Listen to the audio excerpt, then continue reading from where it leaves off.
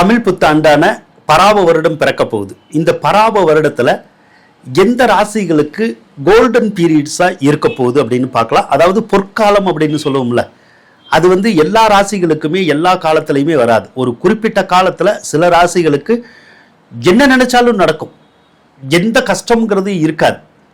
அதே மாதிரி தோல்வி அப்படிங்கிறதே இருக்காது, வெற்றி மட்டும்தான் இருக்கும். அதே மாதிரி செல்வம், செல்வாக்கியம், ஆரோக்கியம் எதுலையுமே குறை இருக்காது. மகிழ்ச்சியை தவிர வேற ஒண்ணுமே இருக்காது. வருத்தம் அப்படிங்கிறதே வராது. அதனால எப்போதுமே குறைவில்லாத வாழ்க்கையோட நிறைய வாழக்கூடியது தான் பொற்காலம் அப்படின்னு சொல்லலாம். அப்படி 2 ராசிகளுக்கு இருக்குது. ஒன்று மிதுன ராசி பொற்காலம் தான் இந்த பராப வருடத்துல. 2வது கன்னி ராசி. இந்த 2 ராசிக்குமே மிகப்பெரிய பொற்காலமா இருக்க போகுது அப்படின்னு சொல்லலாம். என்ன வேணாலும் செய்யுங்க, எதிர்பார்த்த காரியங்கள் பூராமே நடக்கும். வெற்றி தான் இனிமேல். தோல்வி அப்படிங்கிறது உங்களுக்கு ஒண்ணுமே கிடையாது. வாழ்த்துக்கள்.